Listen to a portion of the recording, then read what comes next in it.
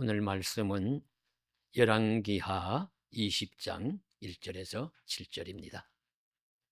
그때에 히스기야가 병들어 죽게 되매 아모스의 아들 선지자 이사야가 그에게 와서 그에게 이르되 여호와의 말씀이 너는 집을 정리하라 내가 죽고 살지 못하리라 하셨나이다. 히스기야가 낯을 벽으로 향하고 여호와께 기도하여 이르되 여호와여 구하오니 내가 진실과 전심으로 주 앞에 행하며 주께서 보시기에 선하게 행한 것을 기억하옵소서 하고 히스기야가 심히 통곡하더라. 이사야가 성읍 가운데까지도 이르기 전에 여호와의 말씀이 그에게 임하여 이르시되 너는 돌아가서 내 백성의 주권자 히스기야에게 이르기를 왕의 조상 다윗의 하나님 여호와의 말씀이 내가 내 기도를 들었고 내 눈물을 보았노라. 내가 너를 낫게 하리니 내가 3일 만에 여호와의 성전에 올라가겠고 내가 네 날에 15년을 다할 것이며 내가 너와 이 성을 아수르 왕의 손에서 구원하고 내가 나를 위하여 또 내 종 다윗을 위함으로 이 성을 보호하리라 하셨다 하라 하셨더라. 함께 보십니다. 이사야가 이르되 무화과 반죽을 가져오라 하매 무리가 가져다가 그 성처에 나으니라. 아멘. 우리가 목욕탕 한증막에 가면은 볼 수 있는 것이 모래시계 있습니다. 모래를 우리 홈에 넣어놓고 작은 홈을 통해서 모래가 위쪽에서 아래쪽으로 빠져나가면서 시간을 알려주는 것이 모래시계입니다. 어떤 분은 자신이 태어날 때 주먹을 꼭 쥔 채로 태어난 것은 한 손에 그런 모래시계를 움켜쥐고 있었기 때문이라고 했습니다. 물론 다른 사람도 마찬가지입니다. 보이지 않지만 누구나 모래시계 하나씩을 붙들고 생의 문턱을 넘었고 그 모래가 다 빠져나가는 정해진 시간 동안에 세상을 살아간다 하는 말입니다. 즉 이 세상을 살아가는 누구나 자신에게 정해진 시간이 있다는 것입니다. 이것은 누구도 어길 수 없어서 만리장성을 쌓으며 불로초를 구해서 먹고 명성을 꿈꿨던 진시황도 우리 흙으로 돌아갔습니다. 그도 모래시계의 모래가 빠져나가자 결국 죽음을 맞이했다는 뜻입니다. 그런데 특별한 경우가 있을까요? 즉 이 모래시계를 멈추거나 모래시계의 모래를 더하거나 그 시간을 연장시킨 사람이 있을까요? 그런 사람 중에 하나가 우리 성경에 나오는 남유다의 왕 히스기야입니다. 히스기야는 특별하게도 인생이란 모래시계의 시간을 연장시킨 사람입니다. 어떻게 그는 이 세상에 누구도 마음대로 할 수 없는 자신의 생명의 시간을 연장할 수 있었을까요? 이제 성경이 가르쳐 주시는 그 비밀을 들어보겠습니다. 인생의 모래시계가 끝나는 지점은 주로 사고나 천재지변이나 중한 질병으로 인해서일 것입니다. 생각지 못한 사고를 당하거나 폭력적인 죽음을 당하여 세상의 생명을 끝맺을 수도 있습니다. 그러나 다수는 질병, 우리 중병으로 인하여 죽음을 맞을 것입니다. 히스기야의 경우도 심각한 중병으로 인하여 그의 모래시계 속의 모래가 몇 알밖에 남지 않았습니다. 우리 1절 말씀해 보시면 히스기야가 병들어 죽게 되매 병이 들었다고 말씀하고 있습니다. 하나님은 이사야 선지자를 통해서 최후 통보를 했습니다. 너는 삶을 정리하라. 내가 죽고 살지 못하리라. 엄중하게 사망 통고한 거예요. 이런 일을 당한 사람의 마음과 자세는 어떠할까요? 이런 마지막 순간에 도달한 사람의 마음과 자세는 각각 다를 것입니다. 그런데 히스기야의 경우는 이러했습니다. 그는 낯을 벽으로 향하고 여호와 하나님께 기도했습니다. 그리고 그 기도의 내용과 자세는 내가 진실과 전심으로 주 앞에 행하며 주께서 보시기에 선하게 행한 것을 기억하옵소서 하고 심히 통곡했다는 것입니다. 먼저 주목해서 볼 말씀이 이 말씀입니다. 이 말씀 속에 시간 연장, 생명 연장의 비밀이 들어있다고 봅니다. 첫째로 무엇보다 특이한 것은 그가 낯을, 즉 얼굴을 벽으로 향하고 하나님께 기도했다는 것입니다. 이것은 역설이고 모순되는 모습입니다. 기도는 간구이고 소망의 표현입니다. 그러면 보통 어렵고 힘든 상황이라도 기도한다고 하면 소망을 가지고 기도하고 간구하는 것이기 때문에 눈을 들어 산을 보거나 얼굴을 돌려 하늘을 보거나 하나님을 보라 할 것입니다. 신약시대 같으면 십자가를 보라고 할 것입니다. 특별한 신앙이 없다 하더라도 밖에 나가서 풀이라도 꽃이라도 나무라도 보면서 자기의 소원을 빌 것입니다. 그런데 히스기야는 뜻밖에도 벽을 보았답니다. 벽은 무엇을 의미합니까? 그는 왜 벽을 보았을까요? 벽은 문학적인 의미에서 볼 때 어떤 주인공이 마주하는 한계나 사회적 장벽을 의미합니다. 심리적으로 거리가 멀거나 가로막힌 장애가 있어서 단절되고 막혀 있는 것이 벽입니다. 이해되지 않는 절망적 상황을 벽이란 구조물로 표현합니다. 벽은 어디서 갇혀 있어서 꼼짝달싹하지 못하는 억압적 상황이나 그 안에서 느끼는 무기력을 의미합니다. 기도가 소망에 기초한다면 벽은 단절과 무기력함과 절망을 상징합니다. 히스기야에게서 이 모순되는 것과 같은 상황을 보는 것입니다. 어떻게 된 것일까요? 말씀드렸듯이 눈을 들어 산을 보라, 성경 말씀에 나오죠. 눈을 들어 주를 보라, 하나님 말씀에 나옵니다. 어떤 일이 있어도 십자가를 바라보면서 힘을 내고 용기를 내라, 말씀이 나옵니다. 당연합니다. 그래야 합니다. 그런데 히스기야는 의외로 단절과 절망의 상징인 벽을 보았습니다. 어떻게 된 일일까요? 벽을 보면서 기도했다고 합니다. 무슨 일일까요? 절망을 마주하고 기도했다는 뜻입니다. 그런데 이것도 우리 마지막 위기를 당한 사람의 솔직한 표현이기도 하고 한편 신앙적이기도 합니다. 이것이 소위 빅터 프랭클의 말하는 비극적 낙관주의라는 관점입니다. 빅터 프랭클은 유대인 의사로서 아우슈비츠에서 살아남았고 그가 쓴 죽음의 수용소라는 책을 통해서 인생의 많은 의미와 삶의 모습을 알려준 사람이죠. 비극적 낙관주의라는 것은 사람이 가혹한 현실을 그대로 인정하면서 동시에 희망의 미래를 기대하는 것입니다. 비극적 낙관주의를 설명하는 좋은 예가 바로 스톡데일 패러독스라는 말인데 역시 마찬가지 뜻입니다. 냉혹한 현실을 직시하면서도 결국에는 승리할 것이라는 믿음을 잃지 않는 것이다 라는 뜻입니다. 이 말은 베트남 전쟁 중에 하노이 힐튼 포로 수용소에서 8년간 수감 생활을 했던 제임스 스톡데일 장군의 이름에서 유래한 것입니다. 스톡데일 장군이 수용소에서 체험한 것을 기반으로 말한 것인데요. 수용소의 포로 중에서 막연한 낙관주의자들이 먼저 죽어가더랍니다.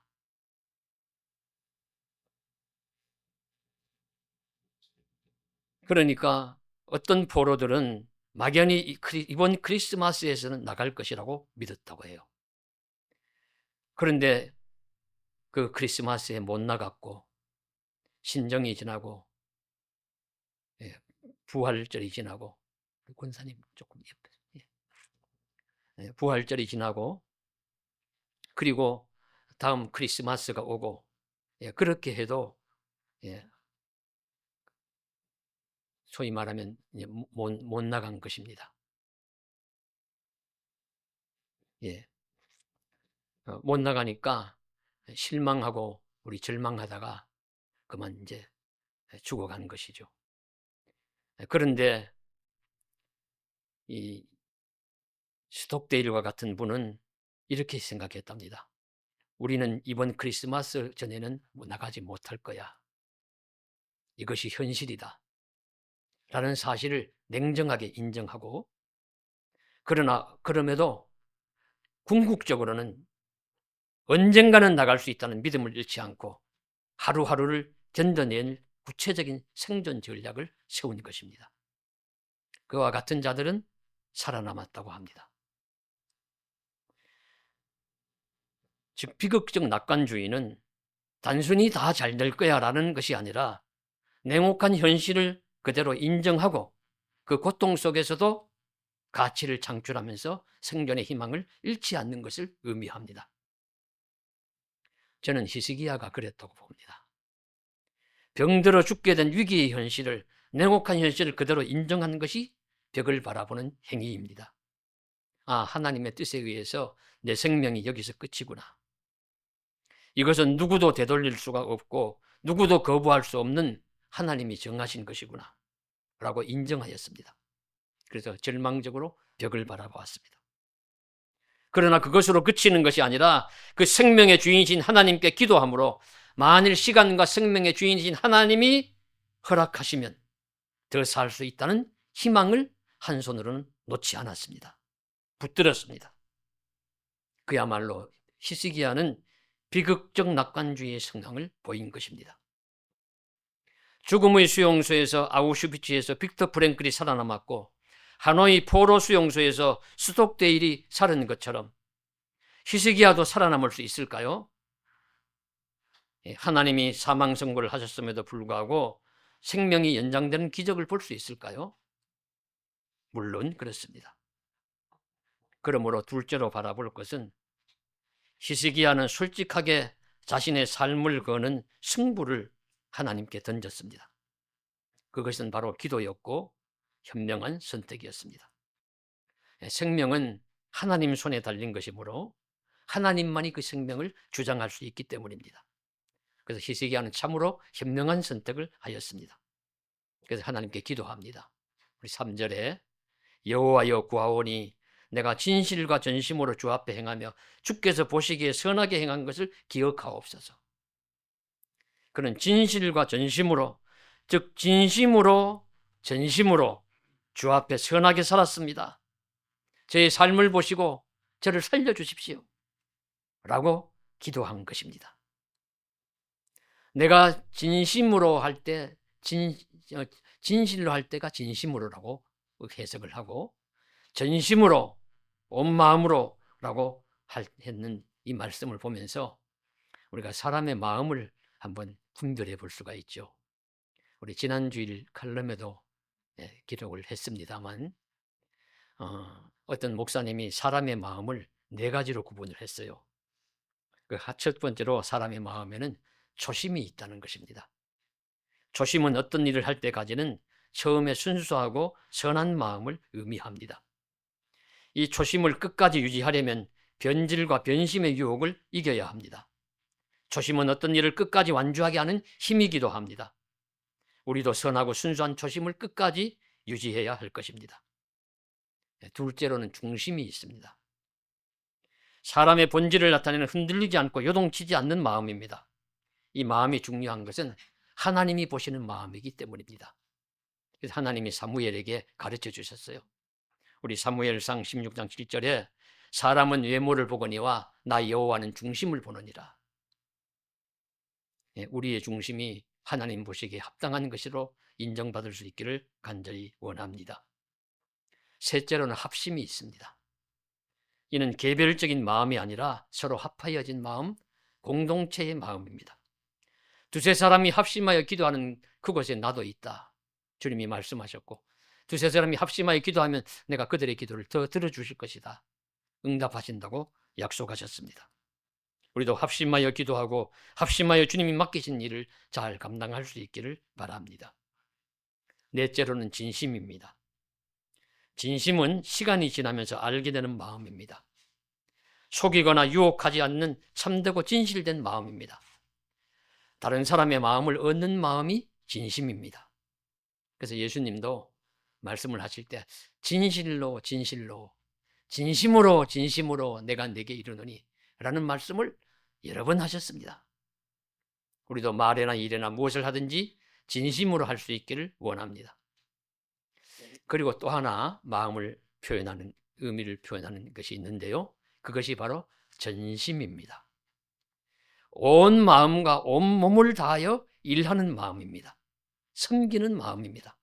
전심은 마음이 흩어지지 않고 마음을 한 곳으로 집중하고 그것에 온 정성을 쏟아 붓는다는 뜻입니다.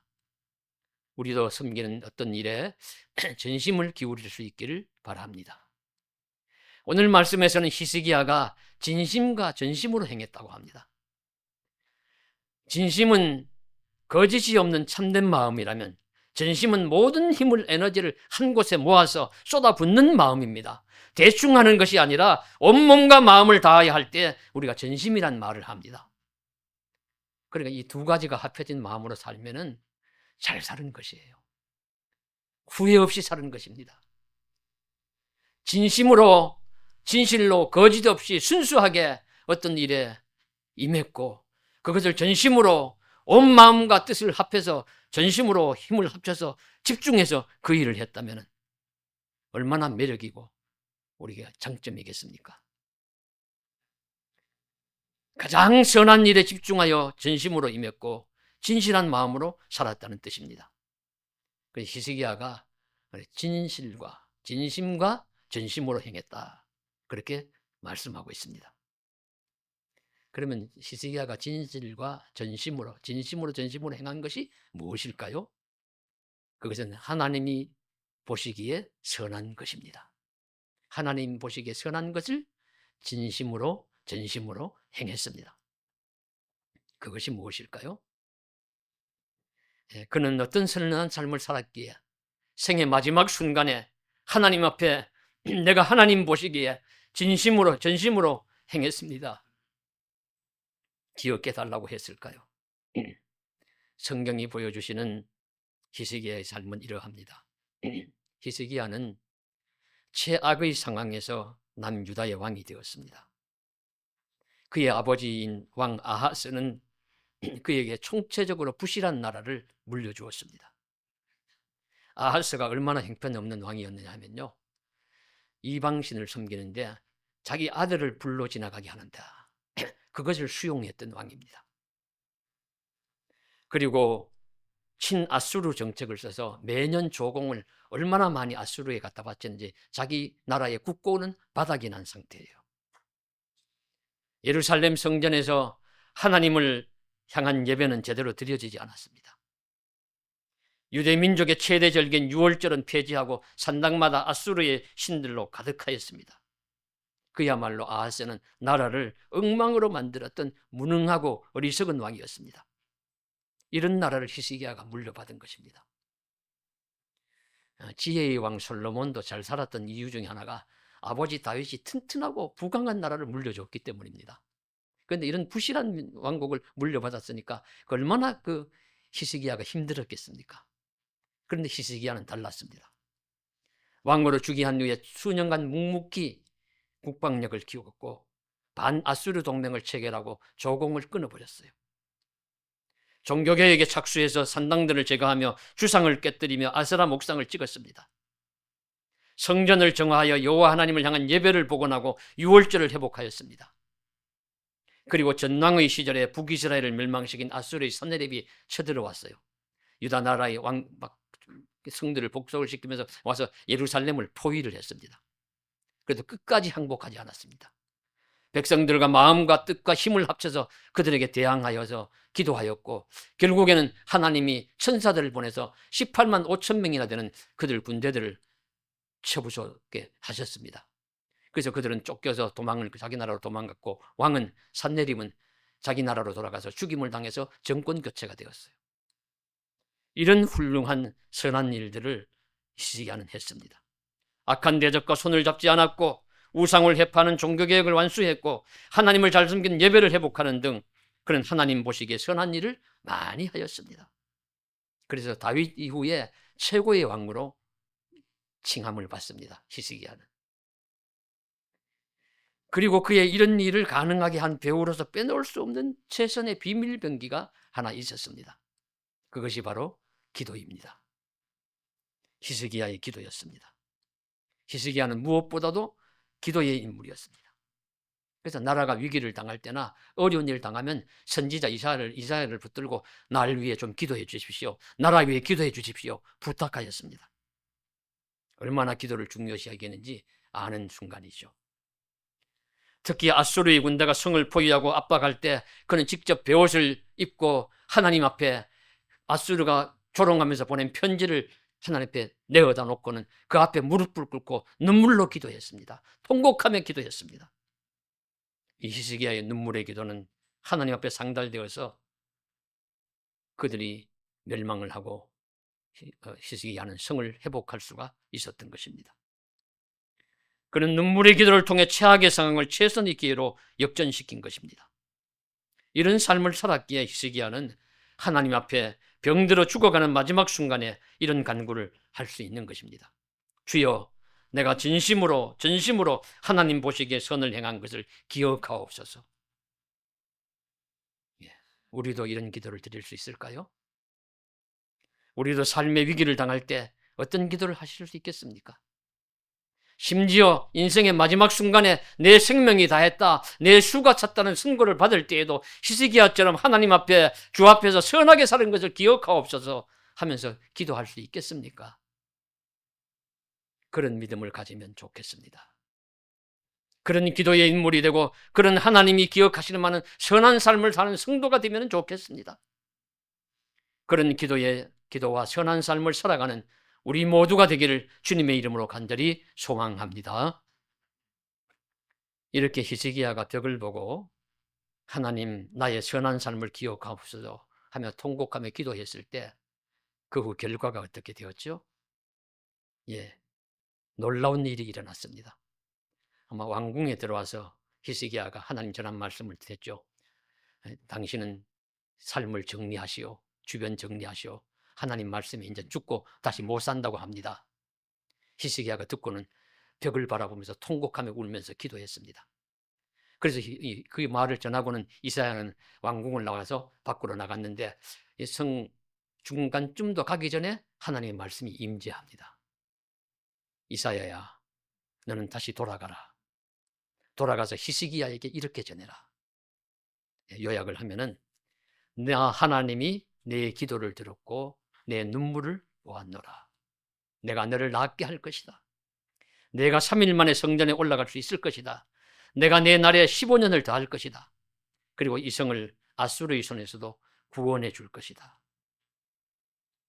그래서 이사야가 히스기야에게로 돌아가서 그의 상처에 무화과 반죽을 바르니까 그의 병이 나았고 그는 말씀대로 15년을 더 살았다는 이야기입니다. 여기서 두 가지는 주목해야 합니다. 하나는 내 날에 15년을 더한다고 하심으로 본래 히스기야는 이때 죽어야 할 그런 형편이었어요. 성경 그렇게 나오지 않습니까? 내가 죽고 다시 살지 못할 것이다. 그의 생명의 연한이 정해졌다는 것입니다. 그런데 하나님이 그의 생명을 연장시키사 15년을 더 살게 하셨다. 이럴 수도 있구나 하는 깨달음입니다. 그래서 우리의 세포가 노화되고 우리의 병명이 치명적으로 우리를 엄습하고 했더라도 하나님이 하시면 15년이라는 기간을 연장하실 수 있다는 놀라운 사실입니다. 우리도 주의 선한 뜻 가운데서 필요하고 유익하다면 이런 놀라운 역사도 일어나기를 주님의 이름으로 간절히 소망합니다. 또 하나는 히스기야의 많은 선한 일 가운데서도 가장 중요한 것은 기도였고 그것도 눈물의 기도였습니다. 하나님은 그의 기도를 들었고 그의 눈물을 보았다고 말씀하셨습니다. 눈물의 기도를 보았죠. 합치면은 눈물의 기도를 보고 들으신 것입니다. 하나님은 성도의 기도에 응답하시지만 그 중에서도 특히 눈물의 기도에 약하십니다.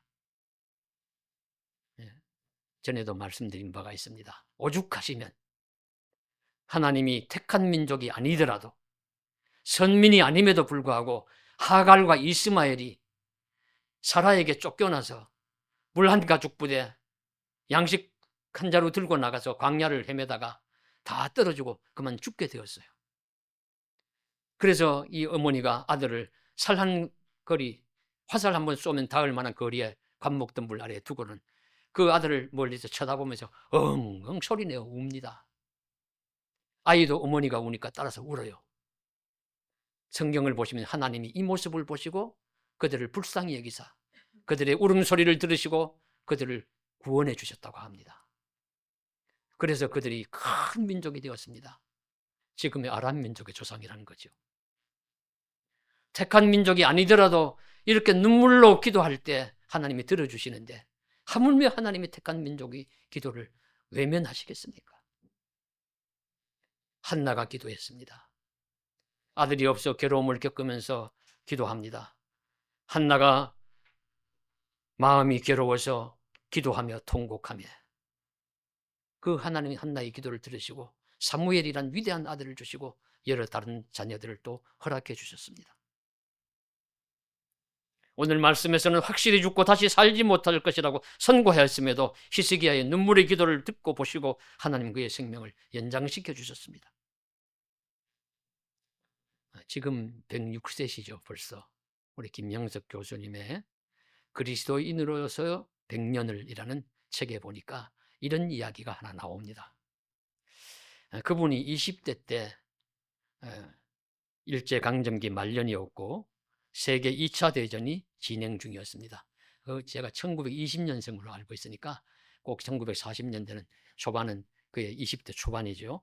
그래서 그가 대학에 다니는데 그분이 대학에 다니는데 영장이 날아온 거예요. 학도병으로 징집 영장이 날아왔습니다. 저는 평소에도 생각하기를 사람의 허무한 죽음 가운데 하나가 의미 없는 전쟁에 나가서 이름 없는 병사로 싸우다가 죽는 것만큼 세상에 허무한 일도 없다. 그렇게 여겨집니다. 그래서 이름 없는 무명병사의 이야기나 뭐 생각하면 좀 마음이 미어질 때가 있어요. 저들도 한 가정의 가장이었고 한 가정의 소중한 아들이었을 터인데 참 이름 없이 병전쟁터에 나가서 죽어갔구나. 뭐 그런 것인데 이 학도병으로 끌려갈 위기에 처했습니다. 그래서 그분이 성경 말씀 요한복음 15장 16절 말씀을 읽었대요. 너희가 나를 택한 것이 아니요 내가 너희를 택하여 세웠나니. 이 말씀을 읽고서는 세상에 태어나 가장 짧은 기도를 드렸답니다. 뭐라고 기도했느냐면 하나님 아버지. 그리고는 더 이상 아무 말도 못하고 엉엉 울기만 했대요. 눈물만 흘렸답니다. 나를 누구보다 사랑하시는 하나님이 내 아버지가 되었는데 내게 더 필요한 것이 무엇인가? 다른 기도는 더 드리지 못하고 하나님 아버지를 부르고 울기만 했답니다. 그리고 영장에 응하지 않고 학도병 징집을 거부하고 도망을 다녔습니다.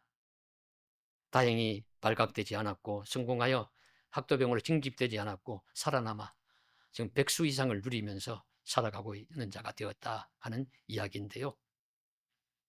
여기서도 하나님은 눈물의 기도에 한없이 약하시다는 것을 알 수 있습니다. 이제 오늘 말씀의 결론을 맺겠습니다. 제가 비교적 재미있게 보았던 영화 중에 하나가 최종병기 활이라는 영화인데 이제 오래되어서 뭐 내용도 어렴풋합니다. 그러나 그 내용은 병자호란이 배경인데 청나라 군대가 와서 갓 결혼한 한 자신의 여동생을 붙들어 간 거예요. 포로로 잡아가는데 그 주인공이 그걸 쫓아가서 구해오는데 그 주인공이 소위 말하면 신궁입니다. 화살을 쏟다 그러면은 아주 백발백중 맞추는 신궁이어서 활 하나 들고 화살 하나 들고서는 단신으로 청나라 적진으로 뛰어들어가서 수많은 대적을 물리치고 자기 누이를 구해오는 이야기입니다. 주목할 지점은 주인공의 뛰어난 활솜씨와 활에 있는 것이죠. 어지간히 멀리 있는 목표도 귀신같이 맞추는 화살, 그 화살을 날리며 주인공이 목적을 이루게 하는 병기인 활은 그야말로 최종 병기요 비밀 병기가 틀림이 없습니다. 그와 같은 자에게는 이런 활 하나만 있으면 무슨 일이든지 성취할 수 있을 것이라는 암시를 교훈을 주는 이야기입니다. 우리에게도 이런 최종 병기, 비밀 병기인 활과 같은 것이 하나 좀 있으면 좋지 않겠습니까? 그것이 히스기야에게 있었던 것은 바로 하나님이 기억하실 만한 눈물의 기도였습니다. 우리는 무엇입니까? 눈물의 기도이든지 생명의 말씀이든지 아름다운 곡조의 찬송이든지 하나님이 감동하실 만한 선행이든지 5달란트 받은 종과 같은 충성이든지 무엇이든지 비밀병기와 같은 것 하나는 갖추어야 할 것입니다. 그런 비밀병기 하나는 갖추고 하나님이 잘했다 칭찬하시는 저와 여러분의 믿음과 삶이 되시기를 주님의 이름으로 간절히 축복합니다. 기도드리겠습니다. 사랑하는 하나님, 우리에게도 비밀병기와 같이 무장하여서 어렵고 힘들고 위기 상황에 처할 때 꺼내놓고 하나님께 간구하는 눈물의 기도이든지 아름다운 곡조의 찬송이든지 주의 생명의 말씀이든지 충성스러운 봉사이든지 아름답고 선한 선행이든지 무엇 하나는 하나님 앞에 내어놓고 주님, 이것을 보시고라도 나를 용서해 주십시오, 나를 살려주십시오 할 수 있는 믿음의 사람이 되게 하여 주시옵소서. 아무 공로 없다면 십자가만을 붙들고라도 살아가는 우리의 삶이 하나님 앞에 상달되어서 이루어질 수 있는 큰 은총을 허락해 주셔서 놀라운 주의 일들을 우리로 바라보고 목격하게 하여 주시옵소서. 예수 그리스도의 이름으로 간절히 기도드리옵나이다. 아멘.